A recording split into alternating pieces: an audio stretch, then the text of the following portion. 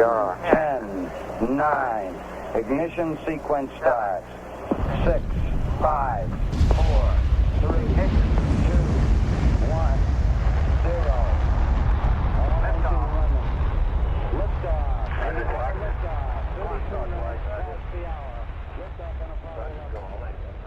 Welcome to the Alien Probe Podcast. As the Pentagon's Director for Defense Intelligence and Senior Executive of the Office of the Undersecretary of Defense for Intelligence and Security, OUSD, Garry Reid was in charge of all counterintelligence security and law enforcement operations within the Department of Defense. This in addition to heading up the Afghanistan Crisis Action Group, the office tasked with evacuating Afghan refugees during America's withdrawal from Afghanistan. Reid was recently dismissed from his responsibilities within the U.S. government. I say recently, I don't mean recently, I mean 2020, but it's an interesting story. Welcome again, Dr. Bill. How's it going? Hey, how you doing? So, Living the dream. he was dismissed in 2020? Yeah, this article was 2020. It's been a couple of years because he did the, I believe this is 2 years old. No, I think this is brand new. Is it brand new? He Brand wasn't new. recently dismissed, though, because he was involved in the Elizondo deal. Yeah. If you read later on in the article, this isn't terribly the recent. investigation was in 2020. Yeah. He resigned, and they go into 2021 complaints.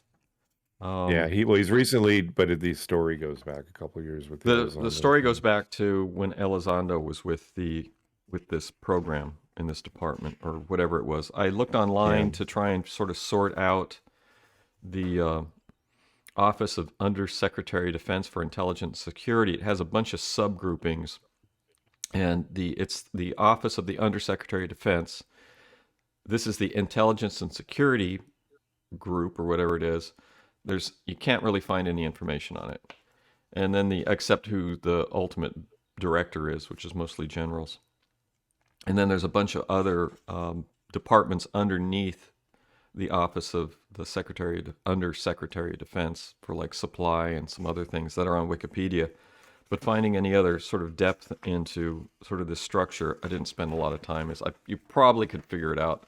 I was looking for a, what do they call? I can't remember. It's been so long. You know those charts, organizational chart. I was looking for an organizational chart to see how this was laid out. And I didn't look very hard, but it doesn't matter. So we're going to talk about that.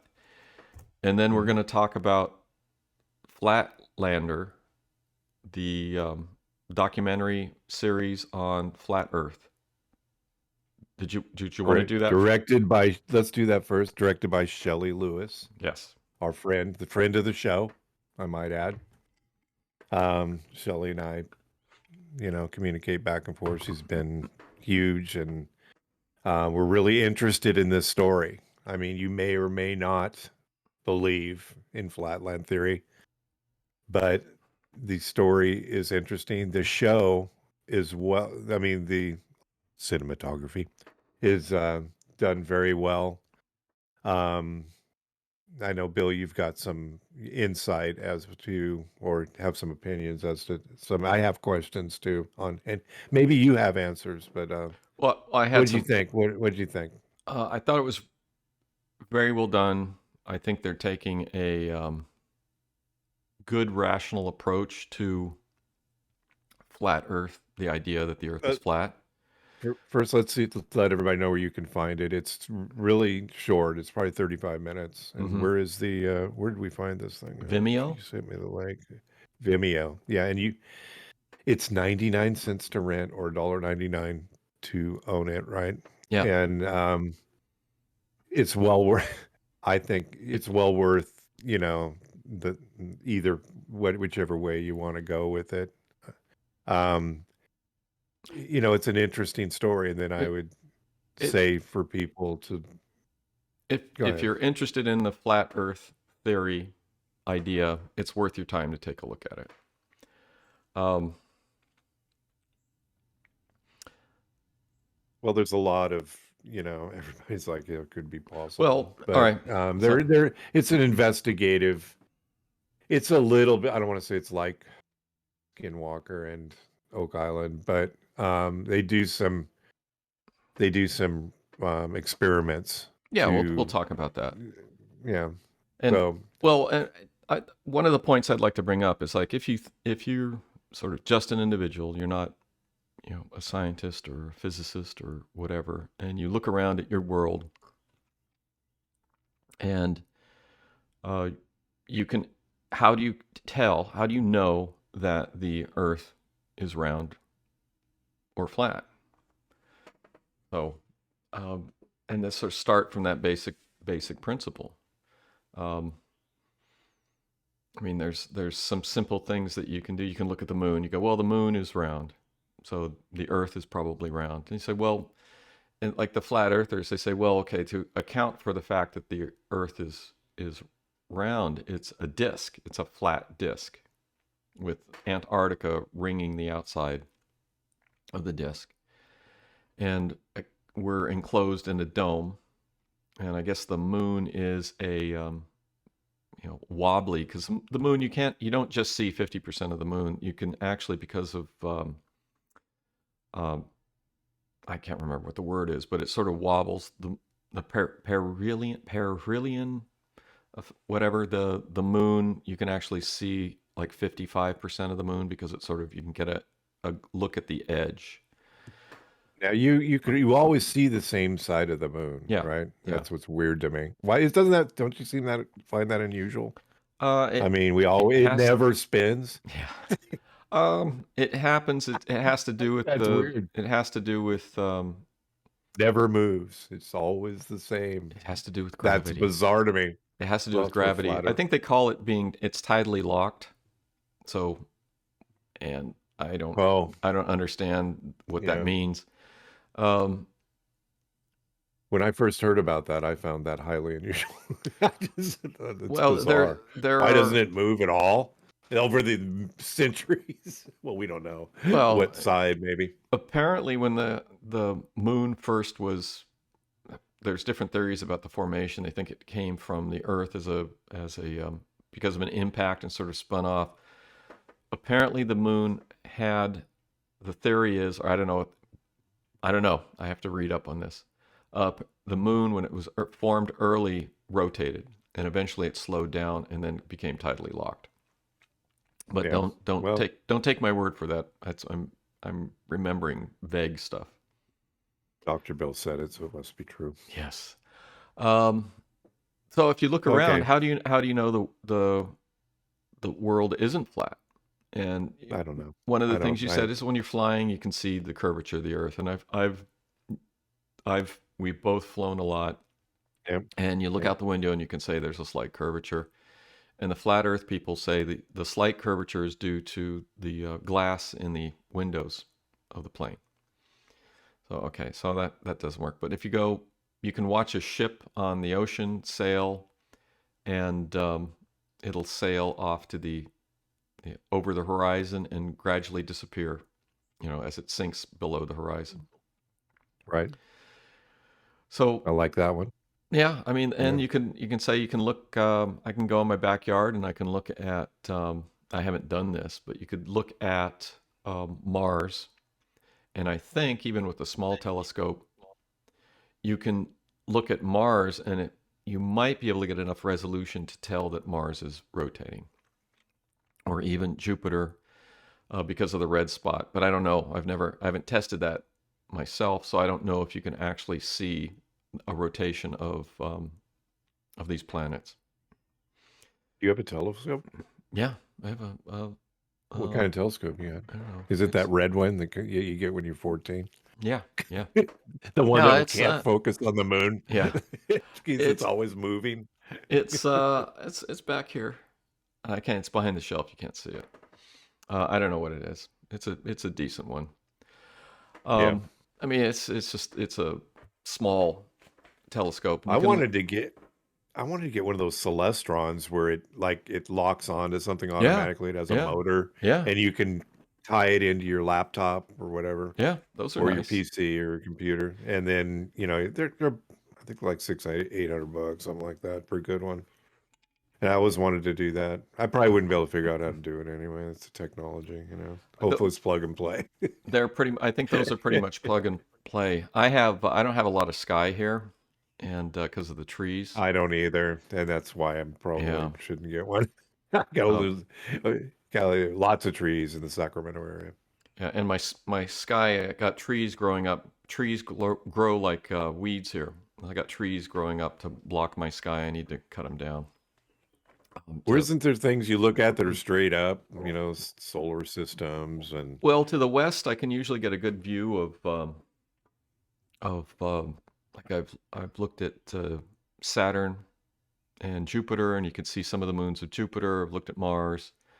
To the west, I got a decent window, and other than that, everything's pretty much straight overhead because of the trees, or about 45 degrees overhead. oh really?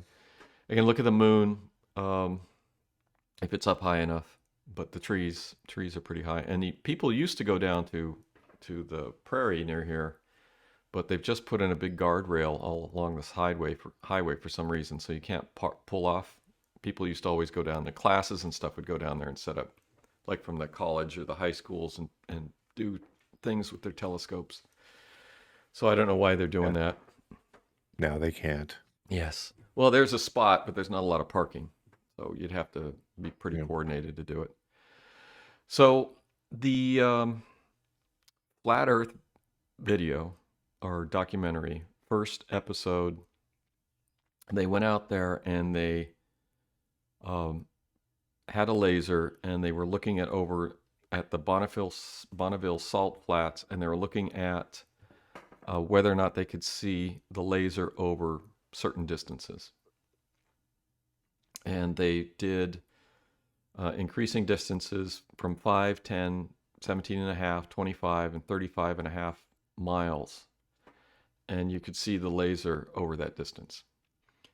And what they're saying, they're throwing out this thing with the curvature of the Earth drops away. So if you think of the Earth, if the Earth is round and you're standing on a spot on the Earth, the curvature of the Earth drops away from you at 8 inches per mile square. So at what they're saying is at 10 miles, the drop is, so just the curve, if you're standing at the top of the globe, the drop, if you stick your hand out parallel to the Earth drops away from your hand at 8 inches per mile square. So at 10 miles, it's supposed to drop, this is true, it drops 140 feet. And at Well, it's 8 inches per mile and square. 10 miles. 10 miles, it's 10 miles, but you're standing you got to think you're standing at the top of a hill. And the hill Right. drops away from you at 8 inches per mile square. So if your arm is parallel to the surface, at a right angle to the surface, it drops that. So they say 140, it drops 140 feet at 10 miles. And at 35 miles, it drops 700 feet. So that's true. The problem is they're not pointing the laser at a perfect right angle to the surface of the Earth. So that's one of the things they're not really disclosing during the documentary. So yes, the drop, it does make that drop, but only if you're perfectly perpendicular to the surface of the Earth. And they're saying, well, we see the laser at 35 miles. And that's fine. They're putting the laser across the, on the surface. So they're actually pointing the laser down, and it's not perfectly perpendicular. So if it's not that far down, it's not 140 feet down. That would be, or 700 feet. Wouldn't Well, see anything. It is. I mean, if you think about it in that way. So the other way to think about it is, and I looked at a bunch of different, people that have done calculations online, and it's just irritating. So as a person, one of the calculations I saw was that a 6 foot tall person can see another 6-foot tall person 6 miles away, based on the curvature of the Earth. And I looked at a bunch of different calculations and what people had done and stuff, and it just got irritating. So what I did is I just did the most simple calculation that you can do, and that was a equilateral triangle in a circle. So if you take an equilateral triangle using each leg of the equilateral triangle as the radius of the Earth, and then you have the circle with the radius, and then you use a SAS side angle side calculator, which you can find online, and you calculate the you set the legs. The legs are the radius of the Earth. You set the distance between the legs. I set them at I think I set them at 50 and 100 kilometers. And 50 kilometers is 31 miles, and 100 kilometers, I did 111 kilometers, and 55.597 kilometers. So, which is 35 miles. So just doing the calculation using an equilateral, this is basic high school geometry with a minor trig thrown in with the SAS calculation, which you can just go on to find a site that does that and you plug the numbers in. Yeah, there's a calculator. It's the actual calculator, Yeah. a curvature calculator that you just plug in 35 miles and how high up you're 6 feet high and all that. Well, I didn't even want to do that. I wanted this even simpler than that. So all I wanted to do is if I'm standing on the surface of the Earth and I'm looking at you 35 miles away, basically because of the curvature of the Earth, there's a mound between us, right?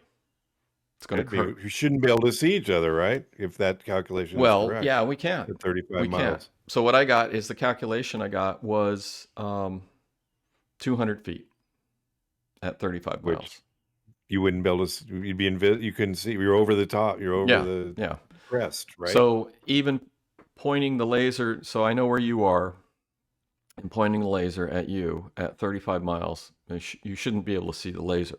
But I looked at why can it? Yeah. Why can we see the laser?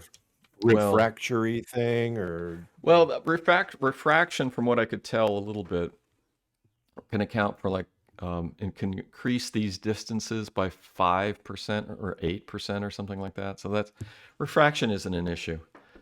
So, but what I did is I looked at the laser. Where's my notes? I looked at the laser.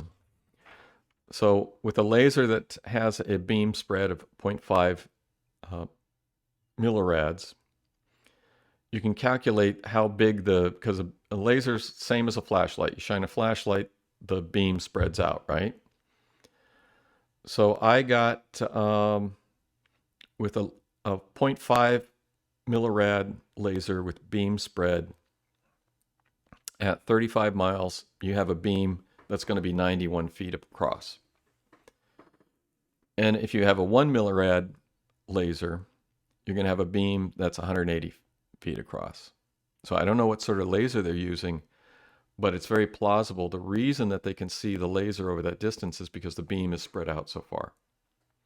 But if the beam spreads out, how does it overcome the fact that it's over a hill, basically? A hill is in front of you. The hill is in front of you, and the beam is just, you're standing on the one hill and one spot and the other, and you have the hump, and you point the beam. I'm pointing the beam at the top of the hill, right? The beam is going to spread. It's going to get bigger as it goes. So the beam is actually going big enough so you can catch an edge of the beam. I don't know how it can get over that. It still doesn't make sense to me how it could go wide. It can't go through the hump. How does it goes over the hump. It goes over the hump because the beam is getting bigger. So it goes over and down the other way. It doesn't have to go. It doesn't have to go down the other side. Well, actually, that's a good point. I mean, really, it makes no sense to me the way that would work. But I don't. How do they see it? It's weird. It is. So see it. My explanation is that you're actually seeing the beam spread. So there's how far now? Now, there's smarter At people than 35 me. miles, 35 miles, what's the drop, did you say? It's not a drop, it's a hump. So you're going to have a hump, mound okay. between you and the thing of 200 feet. Okay, 200 feet. And that's the simplest calculation I could come up with for this. What are you calculating? I'm not calculating, I'm just making a drawing. Oh, okay. Okay, so here, I don't know if you can see it. Okay. Not really. Yeah, okay. Okay, so here's your man. Here's 35 miles, 200 feet, right? Yeah. How does that beam? You're 6 feet. How does it get through here? How does it get through? Well, it have to go that? over it. It's not going to go through. Does it go over it and down? I guess. How does it find this guy? It doesn't make any sense. I don't know. I mean, but it doesn't make. So what is the? I don't want to justify. No, it. I mean, I agree. I agree. And then I read about it. Every debunker says it's there's something about light refraction or something. That's how the people that don't believe are explaining it. Yeah, but I've looked at all these explanations and the refraction stuff too, and I agree. And there's got to be a reason. It doesn't. Or they're flat. Or it's flat. It's flat. I don't think the world is flat. So at this rise at 200-foot bump, it's 5 feet per mile. So I don't know. I mean, it's not we exaggerate the bump, but at 5 feet per mile, it's pretty low slope. So I don't know. It depends on the slope and the scale. It would have to go through the hump. Your light has to go through the hump. It doesn't go through the hump. Well, I know that, but so yeah. So I mean, yeah. I mean, I've looked at all this stuff too, and I agree 100%. When you look at the arguments and you look at the counter arguments, you run into these problems. Now, also in the movie or in the documentary, in the first half hour, they had the guy across 10 miles, and he was showing a laser across the water, and that makes a little more sense because the size of the hump increases geometrically with the distance. It doesn't increase because it's a circle. You're dealing with a circle. It doesn't increase linearly. So it's not like at 10 miles so at 10 miles you have a 16-foot hump. So a linear increase at 20 miles it would be 32-foot hump, and at 32, 48 at 30 miles. But it increases faster than that because it's a circle and not a linear increase. So at 10 miles, you have a 16-foot hump across the water. So in that one, I would definitely say that the beam spread, which is a linear increase, you could probably easily see at 10 miles. And I don't think I calculated that. So it's 28 meters, 91 feet at 35 miles. So it'd be 30 feet at 10 miles, or 60 feet at with a 1 millirad laser. So at the 10-mile example that the guy did, I could easily explain that with the beam spread of the laser. Yeah. At 35 miles, I mean, I agree with what you're saying. It's it's unexplainable to me how that could you know what I mean? How they could do that. Yep. So you don't believe in refraction. Maybe it's I think that's probably what's going on. But I mean, there are optical physicists out there that should be able to explain this in their sleep and debunk this in their sleep. This is just I'm not a physicist. I don't know if we have too many listening, but if you're out there, please let us know. Yeah, give us an explanation. Help us out. Help us out. How this happens. But I look on Google it, but I mean, I've Googled it and I still haven't gotten a reasonable explanation scientifically that convinces me. Refraction's the only thing that I could have read that even makes the smallest bit of sense. Yeah, atmospheric refraction is the only thing that makes sense. So, And it does happen. You can look Yeah. at it, but I haven't seen good explanations for it either. So when I first did this, looking at these numbers and the stuff online and just trying to figure out what was going on with this, um, I was coming up with, they were giving you all these different answers for, how far the slope or the whatever it was. And I just had to do the simplest calculation I could come up with, which was a triangle in a circle to get the height of the hump. And the height of the hump I got was 60.2 meters, which is about 200 feet. So anyway, and then they Yeah. had the guy that was taking pictures with infrared, and they were showing the mountains and stuff like that. And I wasn't able to. I looked at his website. Didn't see a lot that could help with that. But I would have liked to have seen sort of a better layout and analysis of his photos, and with the mountains in the background, and maybe the buildings and the beach and stuff in the foreground, and some definite geometric comparison and analysis. They flashed up a differential of what they would see, but they didn't go into much explanation. Maybe they didn't want to spend a lot of time doing that. So anyway, that pretty much covered. That pretty much synopsizes what. There's a second episode that's already done, and it'll be released. I don't remember what her text said. A month maybe. Okay. We'll get another segment of that, and I'm hoping it doesn't fall into Oak Island, Skinwalker Ranch, Oak Island kind of stuff. Dead I hope frog, they give us some Dead Frog. Yeah, Ranch. this I understand. This kind of science. Although I'm not a college graduate, I understand this kind of science. Yeah, I mean, Oak Island. Well, not Oak Island, but Skinwalker is a bunch of hooey, as far as I'm concerned. Well, I've like you said, it's Indians. They're wanting their land back. It's just silly. And that actually, there's some interesting stuff which I don't know if we can pull together about Skinwalker, Bigelow, and Bigelow, Harry Reid, and the ATP and all that stuff ties together. I'm checking my notes. Just one more thing with my notes.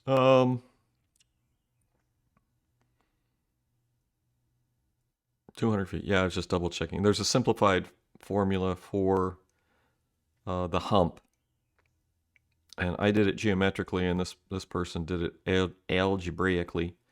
And there's a simplified formula, and it came out the same with what I had. So at 10 miles, the hump is 16 feet. So like the guy that was using the laser across the water, he could easily explain the reason he could see the lasers because of the beam spread. So, well, you're still running into the same problem. You're still running into the same problem. The 10 mile doesn't go through the hump. Can't go through the hump. Yeah, but at the 10 mile thing, there's some interesting things you could do across the water to measure. You could measure the beam intensity. There's physics that you can do. The whole issue, I think, that you're coming with these optical observations on the Earth is it comes down to like refraction and the size of the beam, refraction. What is the atmosphere doing? And there's physicists out there that could explain this, but basically, their first approach of measuring, whether or not the Earth is flat or not, their problems. They're talking about. My issue was they were talking about there's a 700-foot drop, and they always throw that out. And it's like, no, that's a 700-foot drop if you're at right angles to the surface of the Earth. That's not the best way to look at it. The better way to look at it is to look at the hump between you and your destination. And the calculated hump is 200 feet. So you want to argue the 700-foot drop, you're wasting your time. Argue the 200 feet. The hump. Argue the hump. Argue the hump. The hump is still the hump. no matter what we do. Yeah, argue There's the still hump. 200 feet. There's still a 200-foot There's a mound. difference. It's a 200-foot mound between The you only and... way you're going to be able to see, to me, well, I know there's a reason for it. It's probably refraction or whatever, but the way you really realistically, based on the calculation, is to be, if you're 6 feet holding it, they hold it 8 feet high. The laser, or they point it like this, like a flashlight. I don't know. They're pointing it. They're pointing it like a flashlight. So yeah, I mean, they raised some good questions. And I don't have. I mean, you're arguing against me. I just look at it. I said, oh, it's the beam spread, and you're just seeing it, and you're raising some good points. It's like you have a 200-foot hump. It doesn't make sense. And so is the beam acting? The beam is gliding along the surface of the hump. So yeah, maybe. It's a good point. So somebody needs to. Somebody knows. That argument needs to be countered. Yeah. I don't have the expertise to do that. I've done what I can with the knowledge that I have. I've pulled out my old Feynman lectures, and so I'll take a look through there and see if there's something that might help. But I mean, that's as far as I can go with this physics. Is basically first year college physics using the Feynman lectures is all I can deal with. It's a good show, and I definitely recommend that you spend 30 minutes and 99 cents or $1.99 to buy it. And I definitely think Shelley did a great job. The rest of the characters are good. It's scientific. It's as scientific as we can be. It's simplistic things we can understand, but yet not with the hump. The hump's killing me. I don't get it. Yeah. Because they were 35 miles and they still saw the beam. Yeah. So somebody. And I don't think they're faking it. I think it's real. It's real. However it's happening, it's real. I like proof. We're going to do flat Earth. We're going to need proof because their thing is, again, there's an ice wall is in the perimeter of the Earth. It's like, for those of you who've seen have you seen Game of Thrones? Yes. Did you watch Game of Thrones? So that's like that ice wall, basically, is what they're saying. But all the way around, though. Yeah, the entire perimeter of the Earth has that ice wall. That's what prevents the oceans from draining off the edge. And whatever happens underneath the sea is fine. It could be like a bowl, so the sea doesn't have to be. You know what I mean? Yeah. So they're saying that, and in the middle is all the Earth and the different seas and things in there. And I can't remember how they explain. They'll go into all this, how they explain why the sun goes up and down and this moon. Oh, in the future episodes. Yeah, let's see it. Let's deal with it. So I want to hear about that, and but they've done a good job. The production value is good. It doesn't look. And anybody who can explain this, please help us. Help us, simple people, understand the basic physics. When they're done with this, or when they get to a certain point, I'll ask her to come back on, and we can, chat with her about it again. Yeah, I'm sure, and because I know Kevin, my other brother Kevin, your other brother did the last one with her, and then we can beam her in, and I think she's in LA, so we can have her call in. Yeah. And we can have her talk and have her promote the series when she's finished. Yeah, or at a certain point. It was interesting. It was worth checking out. I did my best to debunk. Doug ruined that. Thank you for screwing that up for me. I mean, it's all my scientific background. Yeah. Thank you. But honestly, you raised some good points. And we need someone smarter than me to help explain what's going on. I will dig into my Feynman lectures and see if there's something that can help with this. Yeah, please help me to understand. Yeah, help me, Mr. Wizard. Sex lies and UFOs. Pentagon's head of counterintelligence and security ousted, which is an interesting article that came out in the debrief.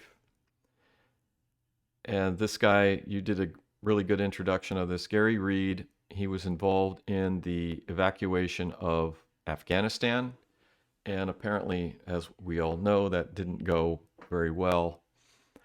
And I was wondering, I've been wondering whose head was going to roll for that. So this guy has been offered up as a Sacrificial lamb. sacrificial lamb for the Afghanistan debacle, the withdrawal from our withdrawal of our victory in Afghanistan, and now it's right back. Now it's right back to where it was 20 years ago. How did that happen? Elizondo is not a fan of this guy. No, this is actually really interesting because when we It's a great article. Yeah, it's a very good article. It's by Tim McMillan on the Debrief. And when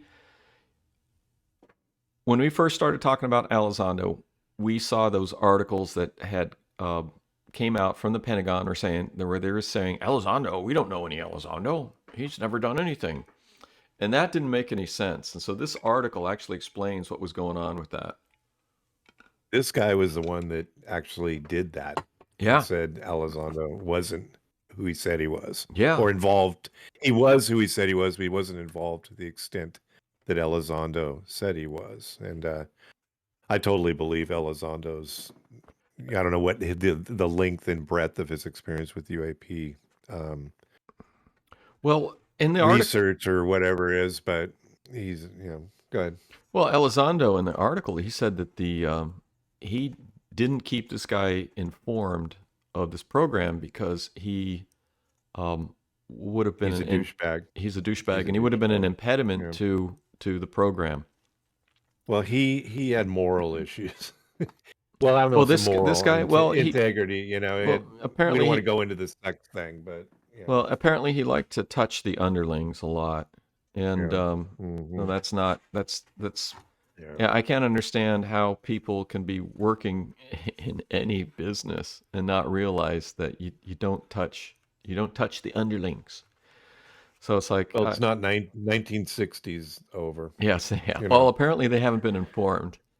Yeah. I mean, I just can't imagine. Oh, I like to kiss them on the cheek when I just kiss them. Well, the one girl's like, he would hug me, and then I had to turn my head because he'd always try to kiss him. Yeah. This guy is horrible. Yeah. I mean, it's just like, come on. What year is it? Come on. Jesus. Well, plus he did have relationships with at least a couple of these underlings, which is also not. We're not going to go into. Yeah, we don't need to go into that. And the inspector generals do what they usually do, which is nothing. We investigated and we can't find anything. We can't find anything wrong. Well, the point is, as it relates to Elizondo, Elizondo knew about all this with the sex and the relationships, and he says, "I just don't want to be involved." Oh yeah, with him. He felt because he acts well. I don't know. He felt he was a security risk. Yeah. So I would agree. I got people that do that. Yeah, there's security risk. You can easily be, you can have problems, and it's unfortunate that the inspector generals don't do anything. They used to. I don't even know if they used to have any clout, but apparently these days they don't. This guy's name is Garry Reid, and I kept wondering if he was related to Harry Reid, the senator. And I couldn't find. The senator has like 4 kids. I could only find the name of a couple of them. I didn't look that hard. I don't think he's related. One of the other things that came out recently was that 1,500-page document release on ATIP and the Advanced Weapon Program and how the money was dispersed. The $22 million was dispersed, and we talked about the one report that this was the ATIP program. The money went to that. The one report about the guy saying that he had was investigating, the MD was investigating people that had been exposed to UFO radiation. But then he doesn't, my frustration with that, and then the article that you were reading from in the Daily Mail, the guy is saying, he's green. Yeah, he's saying he saw all these different people, and there's one out of 10 or 7 or whatever died. He doesn't give any case studies, and the 2 case studies he gives in his report were just, some guys that had gotten exposed to high RF, radiation. And then I pulled out one article from the old NICAP investigations where this lady had encountered a UFO on her farm, and she closed her eyes and she could see like fireworks, which just shows you that she's getting hammered with, either magnetic, probably intense magnetic radiation. And but that's what I wanted to see with that guy is specific case studies tied in with all this other stuff. And he came out and he said something, but he didn't give specifics. So I don't know. There is some flaky stuff with the ATIP money because it went to Bigelow Aerospace. They did a bunch of reports, and Garry Reid was really pushing to turn ATIP program into an SAP, which is, I think, a special activity project or something. I don't know what SAP stands for, but that basically, once it becomes an SAP, it becomes classified at a certain level, and its budget is sort of locked in. So I think Garry Reid was trying to probably working with Elizondo. Garry Reid was trying to stealth politically work the system to get this UAP investigation program solidly funded within the Department of the DIA, the Defense Intelligence Agency. And that was the reports that they were talking about. They kept in that 1,500-page report, they kept talking about how they were applying for this SAP level, and the DIA kept turning them down. And it's possible that this guy, Garry Reid, may have been the person that was blocking the implementation of ATIP becoming an SAP. And that may have led to Elizondo's resignation. And this guy was pissed off in this report, for whatever reason, he's pissed off because what was the thing? He's like, he got Elizondo's letter and he's like, what am I supposed to do with this? So I don't know. I called Elizondo to Capitol Hill. He wouldn't come. Oh yeah, I said, I want to talk to you. Yeah. Come and talk to me. Talk to me now. And Elizondo's like, hey, I don't work there anymore. Yeah, Elizondo's, what Elizondo would do, he wouldn't involve this guy in any of his projects like we just talked about. Yeah. But he operated with the armed services, whichever in organization, ATIP or whatever, above his head. He didn't even involve him in anything, which I think pissed him off too. yes. And like I said, I don't know the organizational chart for this, but I think, anyway, I don't know. So this guy got mad at Elizondo for resigning. And then they did the December 27th, the New York Times article. December 2017, the New York Times article came out.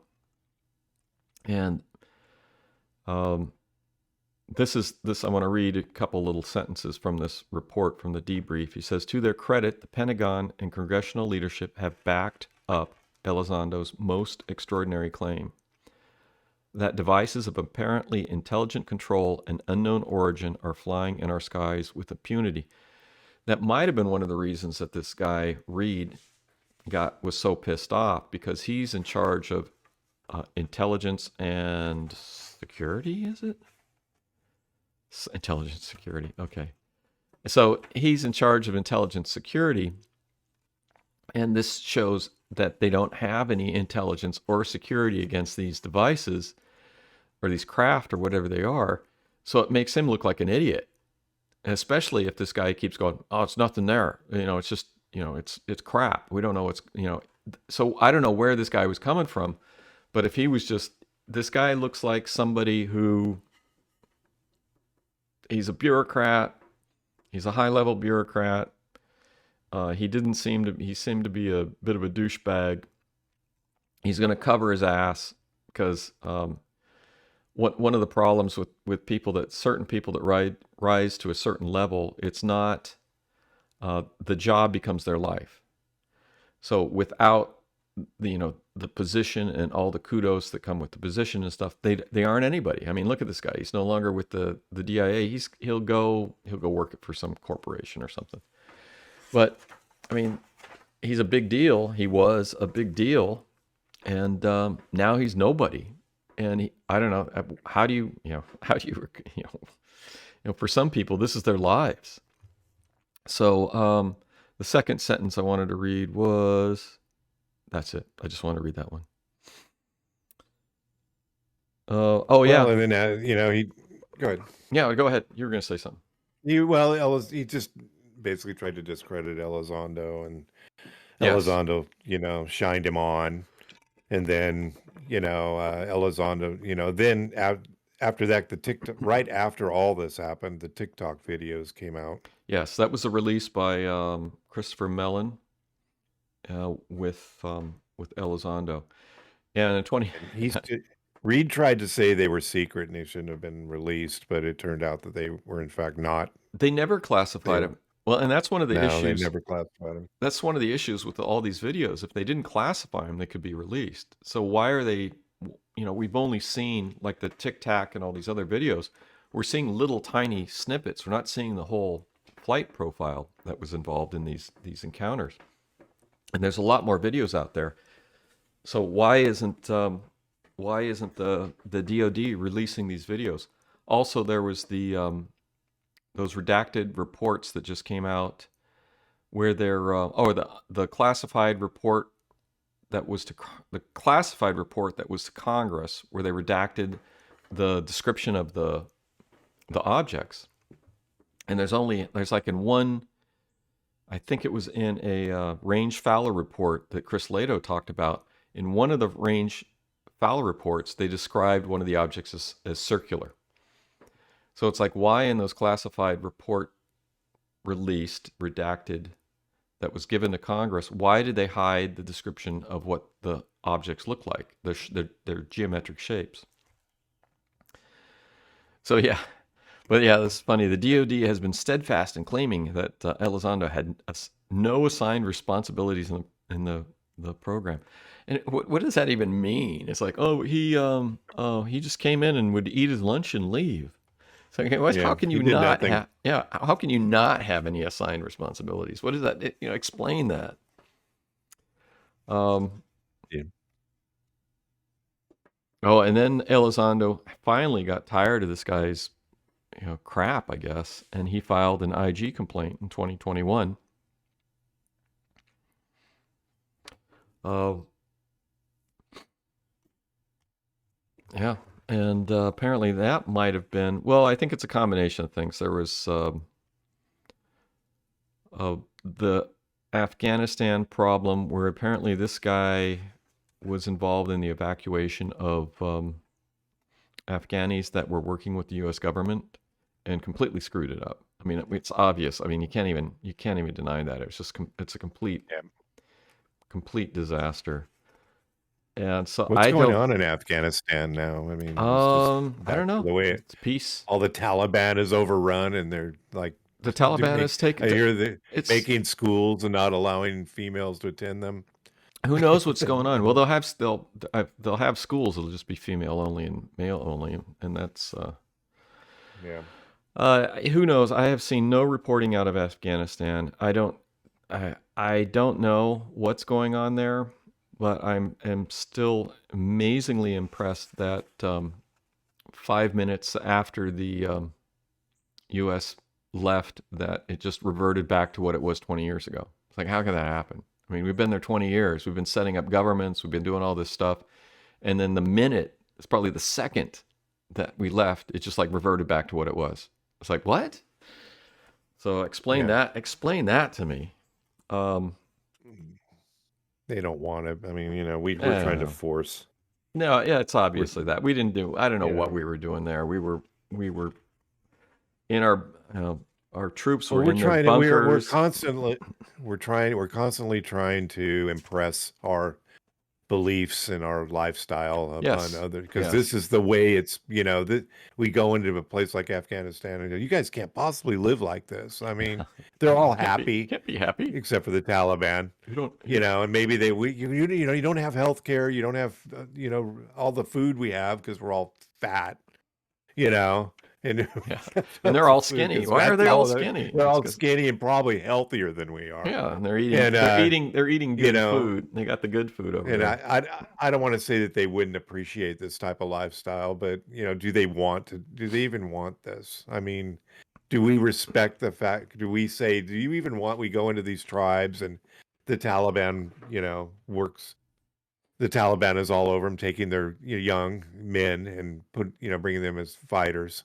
And we're saying that's wrong, or is it? I don't know. Well, and that's just their culture. We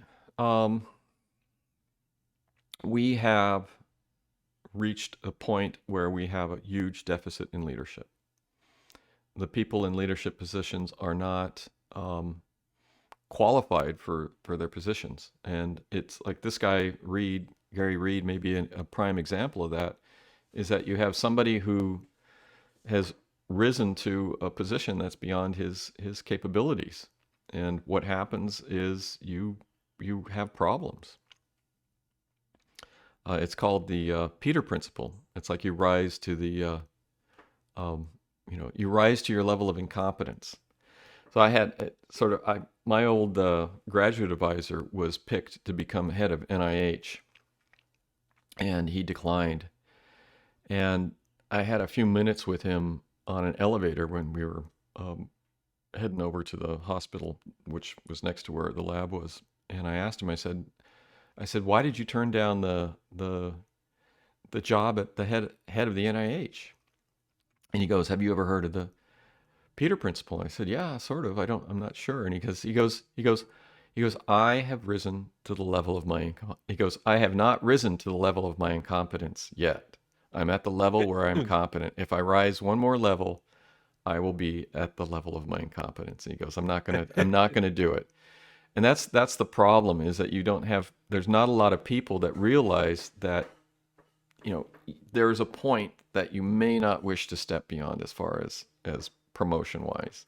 And it's very rare that 90% of people, I mean, I probably wouldn't realize that would be the way it is. You're offered this giant gravy job, you're going to go, woohoo, yeah.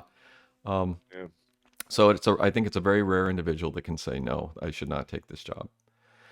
So you're saying that once you get that promotion, you should, like, he turned it down because did he feel that? I haven't heard of the Peter Principle. He felt that he couldn't effectively do that job with any level of competence. Yes, he felt he would have been incompetent if he'd risen to that level. He says, I am at the level Peter of my Principle. Yeah, I'm at the level of my competency. Any higher, he goes, I'm going to be incompetent. He says, no. So yeah, I mean, it happens. I mean, this guy, he's been doing this job for a long time, but it's like you can be good at a lot of jobs, but then there's a certain point where you have to be good at it. And this guy apparently failed that test. The Afghanistan was the test. And his head, I don't think he lost his job because of Elizondo. I think he lost his job because of the problems with the Afghanistan withdrawal, his role in that, and they needed a scapegoat. So, overall, it's hopefully it's a plus, because they'll get someone else in there that will be better and be able to do a good job. So who knows? Why is it called the Peter Principle? I think it's from a book. The book is called The Peter Principle, which was written probably in the 50s or 60s. I think there was I probably have seen the book, which is why I knew the title and look at it. I don't know if there's been a movie or anything by it. So well, yeah, your mind automatically jumps to, yes, male genitalia. Yes, is it a male genitalia thing? Maybe it is. I mean, that is quite possible. That's exactly what it's referring to. So it's like if you're jumping into the big dick job, and you're not the big dick. Yeah. So Yeah, I hadn't thought of that, but yeah, that title may be exactly what what it implies. Interesting. So I've never heard that before. nobody is saying why this guy was terminated or reassigned. The debrief reached out to public affairs to clarify if Reid had been reassigned, suspended, voluntarily resigned, or was terminated. The Department of Defense declined to comment. But apparently he's gone, and it may be a bonus, maybe a plus for UAP disclosure now that this guy is gone. We'll see. So, Flat Earth, Garry Reid, Elizondo, and anything else we want to talk about? I could talk about a couple things with I guess we're never going to finish the Alfred Leding. 1947. Well, I can talk about it. Book. I can talk about it for a few minutes. So Alfred Leding was with Project Saucer, 1947 to 49.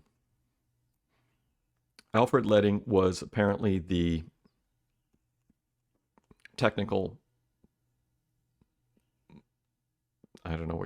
expert for the project.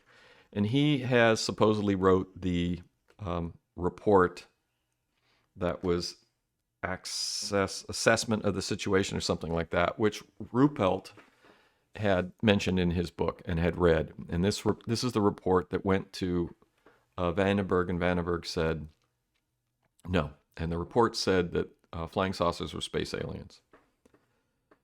Leding, this report, they talk about Leding, and they've interviewed his kids, and they've looked at his documents, and they're not really clear about